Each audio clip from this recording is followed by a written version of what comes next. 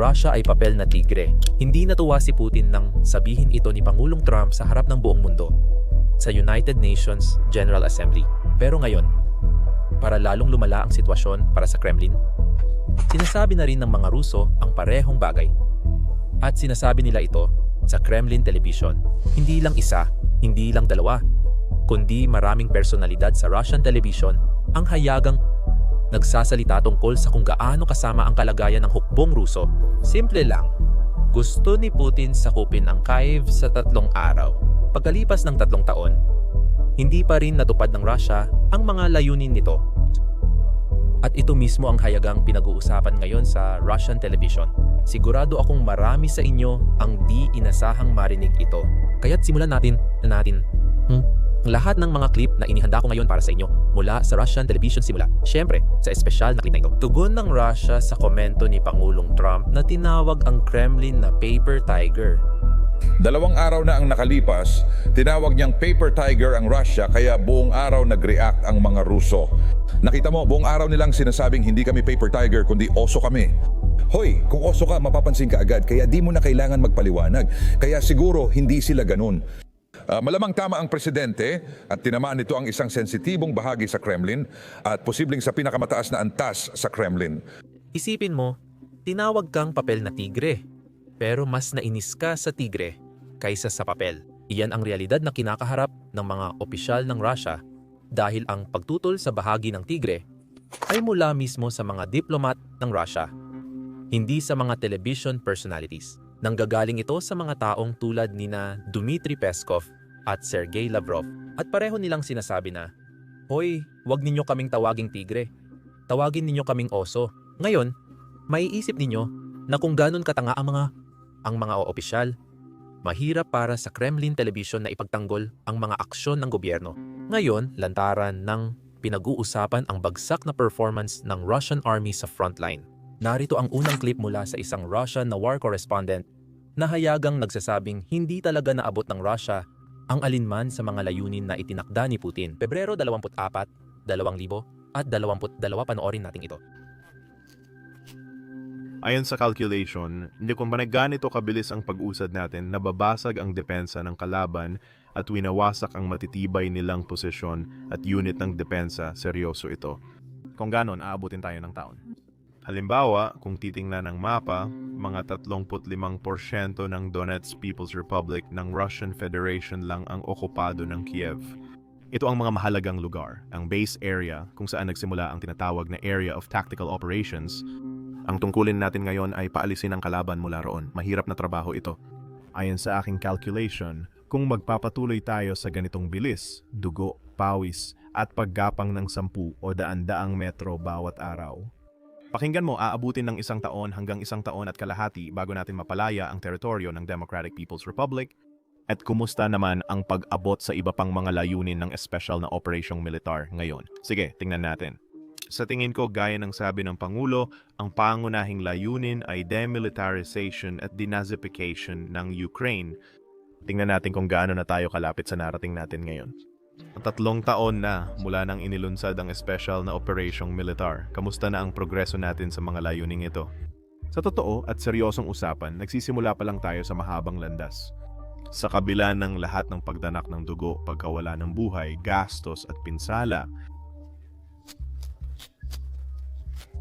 Sa Rusya ngayon, mahirap pumuna sa hukbo o pamahalaan dahil, gaya ng maaring narinig nyo, laging bukas ang mga bintana sa Moscow at kahit sino ay maaring mahulog anumang oras, lalo na kung kritikal sila kay Putin. Tingnan nyo ang ulat na lumabas 2 araw na ang nakalipas.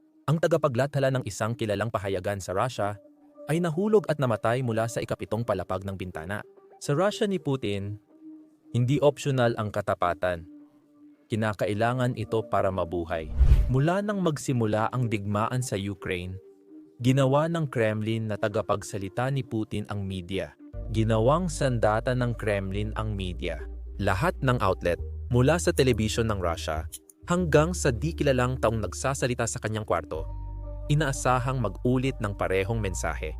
Ang mensahe, nananalo ang Russia, bumabagsak ang kanluran, at tama si Putin. Kasama na dyan ang mga bobong vlogger na gumagawa lang ng vlog mula sa basement ng kanilang nanay. Ngunit ito ay isang bagay na napag-usapan ko na sa video ko kahapon. Pero paalalahanan ko kayo, kung may 10,000 o higit pang tagasunod ka sa Russian social media, kailangan mong bigyan ng administratibong pahintulot ang gobyerno ng Russia. But, para masiguro nilang wala kang sinasabi na posibleng hindi magustuhan ng mahal na pinuno. Ganyan din ang nangyayari sa mga lumang Soviet na pahayagan, tulad ng Pravda. Para kay Putin, mahalaga ang kontrol sa Soviet na naratibo ngayong digmaan dahil nagbibigay ito ng pakiramdam ng makasaysayang lehitimo sa digmaan. Kita mo, matagal nang sinasabi ni Putin na hindi sinasakop ng Russia ang kapitbahay, kundi ipinagpapatuloy lang ang sagradong laban sa kanluraning imperialismo. Iyan ang naratibo na gustong ipilit ni Putin sa lahat, lalo na ngayong tumatagal na ng ilang taon ang digmaan. Kaya isipin mo ang isang tulad ng lalaking ito, na isang veteranong publisher na may malalim na koneksyon sa pamana ng isang Soviet na pahayagan, na tumatangging makipagtulungan sa propaganda na gusto ni Putin. Maaaring tinatanggihan niyang gawing makinarya ng digmaan ang Pravda o maglathala ng kasinungalingang pinunduhan ng Estado. O baka naman, masyado lang talaga siyang maraming alam tungkol sa kung paano gumagana ang Kremlin at kaya kailangan siyang mawala. Diyan mismo nagsimulang mahulog ang mga tao sa mga bintana sa Moscow. At hindi ito iisang insidente. Simula nang magsimula ang pananakop 3.5 taon na ang nakalipas, may lumitaw na nakakakilabot na pattern. Lahat ng may access sa sensitibong impormasyon tulad ng mga general, oligarko, mamamahayag at media executive ay natatagpo ang patay sa kahina-hinalang sitwasyon. Sa totoo, masasabi ring ang paraan ay naging mensahe. Hindi ito simpleng pagpapakamatay. Ito ay pampublikong babala. Huwag labagin ang patakaran. Natutunan ni Putin ang pinakamatandang aral ng Soviet sa mahirap na paraan. Madaling kontrolin ng usapan kapag abala ang mga tao sa pagkain. Pero habang patuloy na lumalala ang ekonomiya ng Russia at kumakalat ang krisis sa gasolina sa buong bansa, mas dumarami ang mga Rusong nagsasalita. Hindi lang tungkol sa mga kabiguan ng militar, kundi pati na rin sa bumabagsak na krisis sa ekonomiya ng Russia. Pakinggan mo mismo.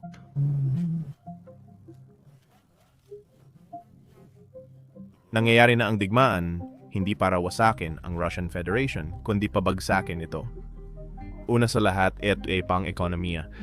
Dahil alam mo naman na ang pagbagsak ng kita mula sa pag-export ng langis sa gitna ng mababang presyo ng langis ay, kumbaga, isang suntok ng bakal na bigas sa ilalim ng sinturon.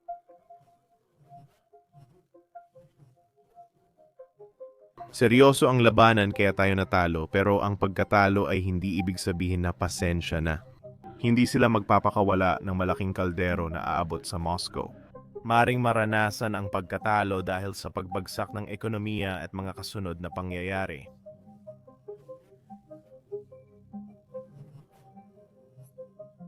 Nangyari din na ito sa kasaysayan ng mundo. Nauunawaan mo na magkakaugnay lang ang mga ito sa isang kadena.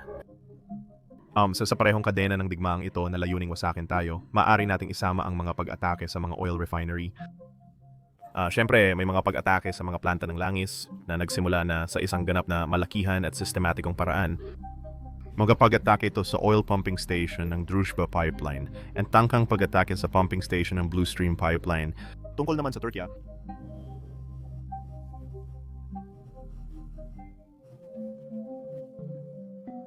ito ang ebidensya ng digmaang isinasagawa. Seryoso na masasabi kong lumalala ang situation. Sa naumbayan kaya tinatayang 17% ng kapasidad sa pagdadalisay ng langis ang apektado. O hindi naman sa ang karaniwang larawan sa buong bansa, dapat nating tingnan ang bahagi ng Europa. Umuusbong na ngayon ang krisis sa gasolina. May mga nagsasabi na kailangan na nilang lumipat sa rasyonadong pagkonsumo gamit ang mga kupon. Sa madaling salita, lalong lumalakas ang usapin tungkol sa mga fuel card.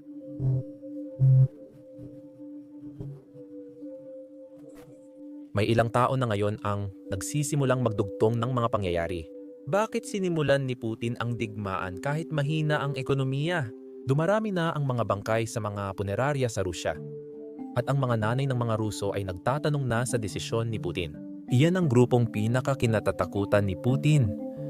Ang mga nanay ng mga Ruso Pagkatapos ng digmaan ng Soviet sa Afghanistan, sila ang nagsimula ng protesta na nagdulot ng pagbagsak ng Soviet Union at ayaw niyang maulit muli ang kasaysayan. Paulit-ulit nang sinabi ni Putin na ang paborito niyang paksa ay kasaysayan at gusto niyang maalala sa kasaysayan bilang tagapagligtas ng Russia, hindi bilang isang bigo. Tingnan mo ang clip na ito. Kaya kapag naririnig niyang pinag-uusapan ng mga Ruso ang mga bagay sa susunod na clip, hindi talaga siya mapakali. Bakit nakisangkot si Putin sa digmaang ito para hindi sila pumunta sa inyo? Kailangang palakasin ang ekonomiya sa tamang oras para hindi sila pumasok sa bakuran ninyo. Maraming namatay. Itanying pamangkin ko ay sugatan sa SMO. Ayon sa kanya, nagsimula na ang digmaan ng mga drone. Sabi niya, may digmaang drone doon at wala siyang nakitang kaksol, puro drone lang ang naroon. Sabi niya, maraming drone sa langit na nagtatapon ng mina at tinamaan din siya. Bumili sila ng bulletproof vest at helmet gamit sariling pera, pero nabubutas ng pako. Kailangan pa nila ng tao.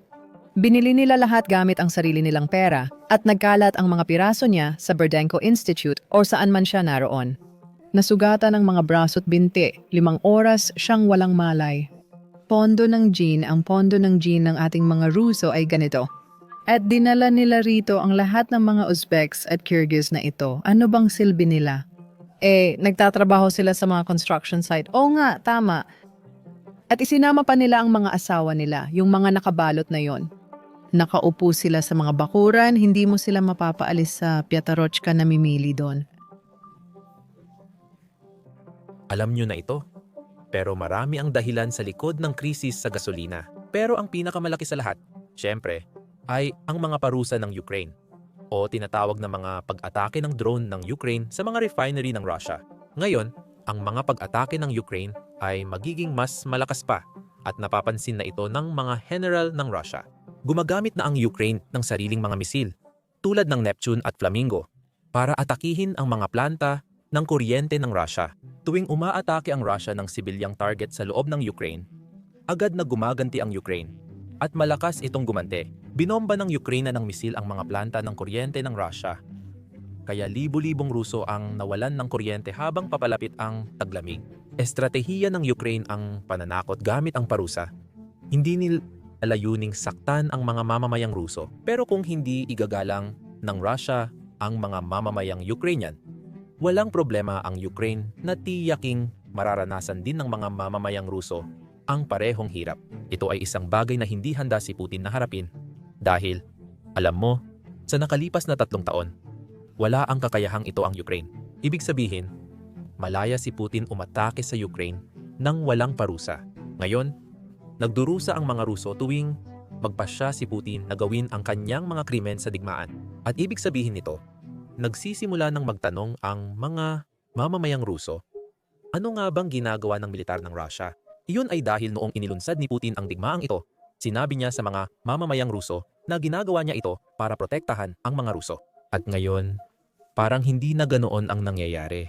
Panoorin ang propagandistang Ruso na natataranta matapos atakihin ng Ukrainyano ang planta ng kuryente sa Rusya.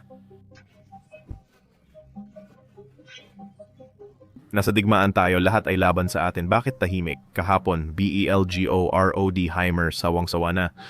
Tinamaan ng mga misil ng HIMARS ang Belgorod kahapon. Walang kuryente ng maraming oras.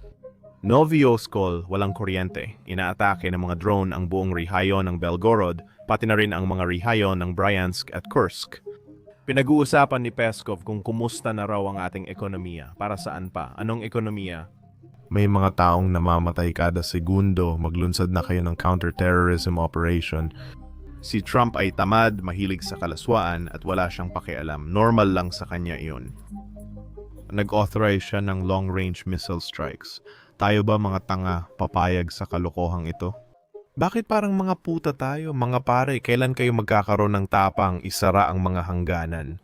Lahat meron tayo, lahat ng metal, pero sa kung anong dahilan, wala tayong extrang barrel para sa mga machine gun. Hindi na nila maalala kung kailan huling pinalitan ang barrel ng tangke. Paano na rin ang mga baril? Kung ganon, wag nyo ibenta lahat sa ibang bansa. Putang ina, sila na may lahat, puro concerts at sayawan. Sila na ang may lahat, puro great concerts at sayawan tuwing bagong taon. Nagsusulat pa ng mga petition ang mga tao. Patayin nyo ang kuryente, mga pare. Magpakilala ng Chief Technology Officer, gitna tayo ng digmaan, lahat sila kalaban. Hindi naman tayo o mga tao, kundi yung mga nasa gobyerno. Kasi kontrolado sila ng United States. Anong digmaan? Para sa kanila, maliit na sagupaan lang yan.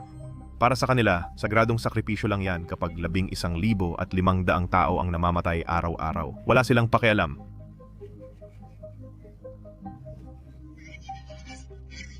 Ngayon, nagdulot ito ng kakaibang sitwasyon sa ilang Russian na telebisyon, kung saan may host na patuloy sumunod sa linya ng Kremlin dahil ayaw niyang tumalon sa bintana. May iba pang host sa palabas na nawalan din ng mahal sa digmaan at hindi natatakot magsabi ng totoo. Dahil dito, napapanood na ng bawat Russian ang mga pagtatalo sa Kremlin television. Nakakaaliw ito sa kakaibang paraan. Panoorin ang huling clip. Andrei Vladimirovich, parang may hindi ako maintindihan. Sa tingin ko, dapat isaalang-alang ng mga kaalyadong Europeo ng Ukraine ang totoong kalagayan ng ekonomiya ng Ukraine kapag pinaplansa nila ang kanilang sanction strategy. Sa dami ng lugi, parang hindi ko na ito nararanasan. Bakit?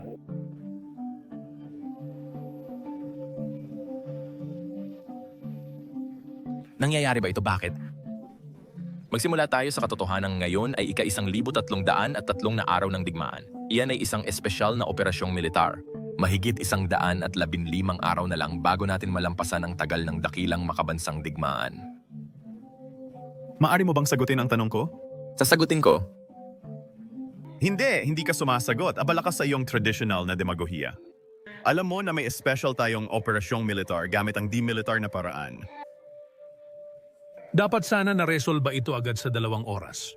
Hindi ito mareresolba sa 2 oras. Pero posible naman. Ang tinutukoy mo ay yung mga taong noong unang bahagi ng Pebrero 2022 ay sumisigaw din na magtatakbuhan ng hukbong Ukranyano sa unang atake. Andrei Vladimirovich, kung may ebidensya kang sumigaw ako na magtatakbuhan ng hukbong Ukranyano, lubos akong magpapasalamat.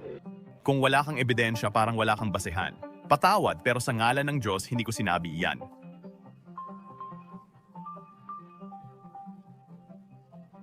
Nakikiusap ako ulit sa'yo, para kasing binabanggit mo na naman ang mga personalidad. Andrei Vladimirovich. ayokong maging si Andrei Vladimirovich pero hindi ako bastos. Malakas pa rin ang kapangyarihang militar. Nasaan ang tagumpay ng militar sa Ukraine? Malaking pagsusuri ito.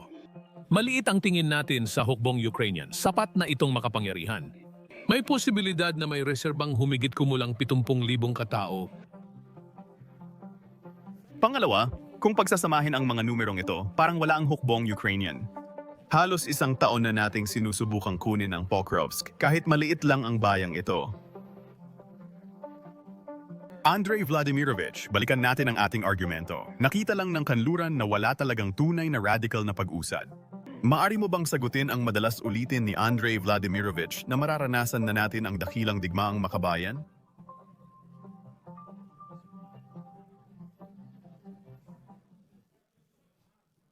Wala tayong tagumpay. Ang punto ko, hindi tayo gumagawa ng operasyong militar. Hindi niya ito maintindihan.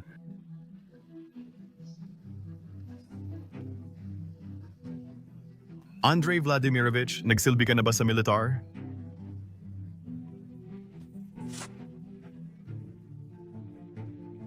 Hindi pa ako nakapaglingkod.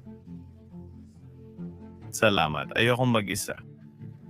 Yan na muna para sa araw na ito. Pero may isa akong pakiusap. Kung hindi pa kayo nakasubscribe, pakipindot na lang ang subscribe button sa ibaba. Target naming maabot ang 2 milyong subscribers ngayong taon, kaya malaking bagay ang suporta ninyo.